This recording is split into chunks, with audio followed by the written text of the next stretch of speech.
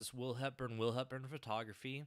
Today I want to do a quick little tutorial with you guys about how I typically will export images from Lightroom into Instagram, Facebook, email, anything that I would want to use for, say, like a website, or anything that you would use, social media, website, whatnot. So basically what we want to do is we want to go up to File, we want to go down to Export, and right here we want to make sure that we have selected Export to and we have hard drive.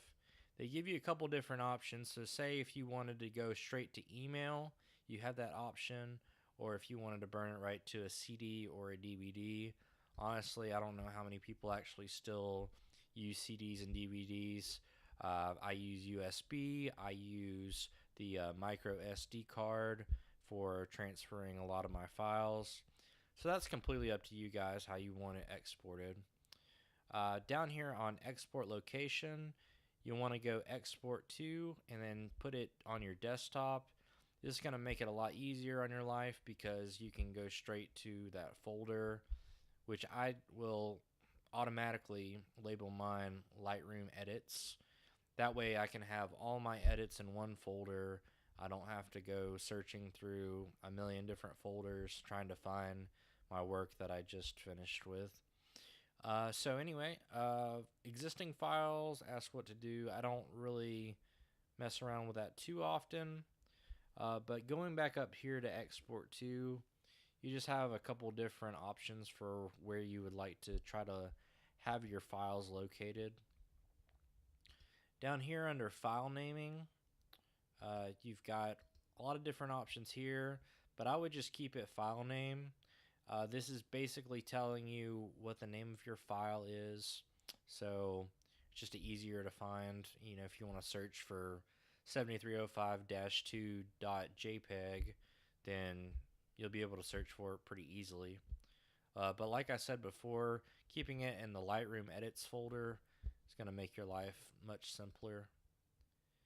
Video, I don't really mess around with this too much because I don't do any kind of video in Lightroom. Maybe in the future, if I do any kind of video editing as far as Lightroom is concerned, then I'll go here. But more than likely, I'll probably use Final Cut or some other type of video editing program. Under File Settings, my image format, you have a couple different options, but JPEG, I consider that to be the best, especially for internet use, because you can keep the file size relatively small. Quality, I usually keep that at 100. A lot of people say that you could actually bring it all the way down to 80, and you're really not going to see a huge difference in quality, but it's also going to bring the file size down.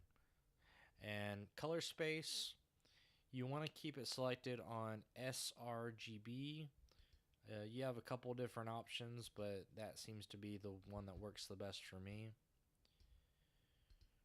So now we're down to image sizing. Resize to fit, you want to make sure it's on long edge. You want to make sure that don't enlarge is checked, or not checked, sorry. Keep it unchecked. Under right here, under long edge, you want to do 2048 as your pixels. Resolution, you want to keep it around 72. These are the optimal settings for internet use, social media. I'll go into it in another video on how to export it specifically for if you're wanting to do publication, like a magazine or maybe a brochure, anything like that.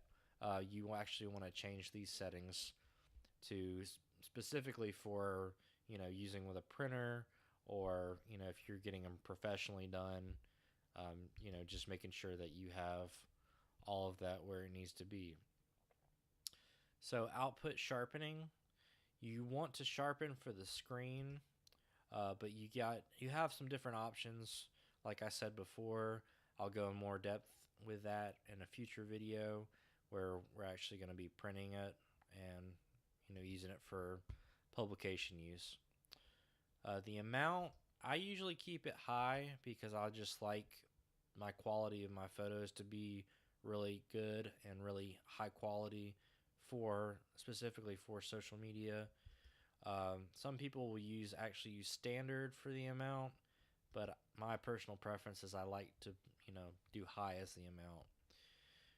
Under metadata, what you need to know about metadata is it's all of the information within your file. So it's talking about what your ISO settings were, what your focal length was, what your aperture was, what your shutter speed was. Pretty much all of these things right here in the top right corner. So it's just information that specifically to that file, and you can choose if you want that included or not. Copyright would basically just be you as the photographer, just letting people know that with that specific file, that was your picture, that was your edit, and then, all of your information about the different settings you used. And this right here, I kind of want to introduce this to you briefly, but this is your histogram. So it kind of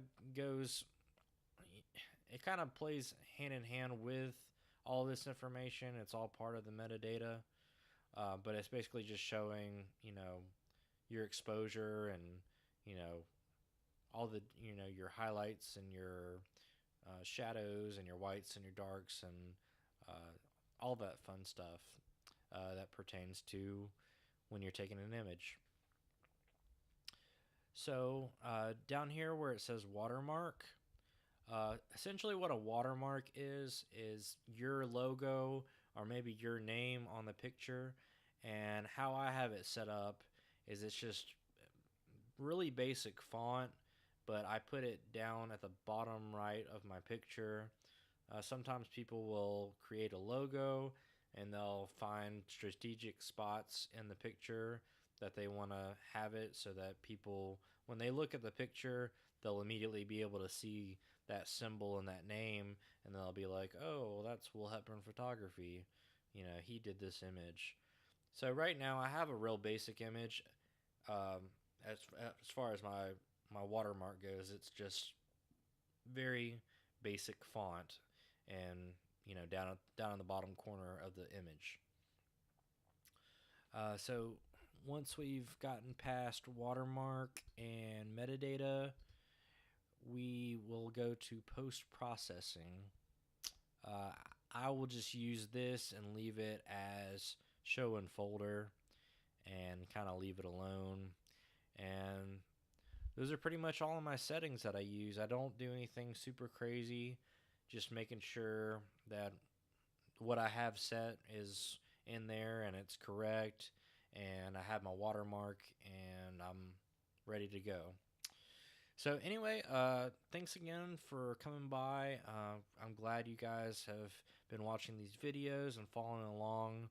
I hope that it's been a lot of help for you guys, and I can't wait to actually do some videos where I'm doing a shoot and I can show you guys how I properly light the subject, what angles I use to shoot, maybe some different ideas for where I would normally go and shoot, what time of day that I would normally shoot in. Just little tips here and there that I can really help you guys out. So anyway, please like, share, subscribe, and like I've said before, come and check me out on Facebook, Instagram, willhepburnphotography.com. Just check out my work. Let me know what you think.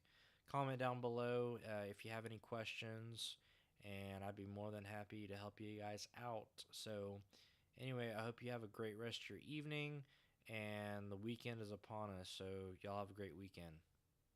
Talk soon.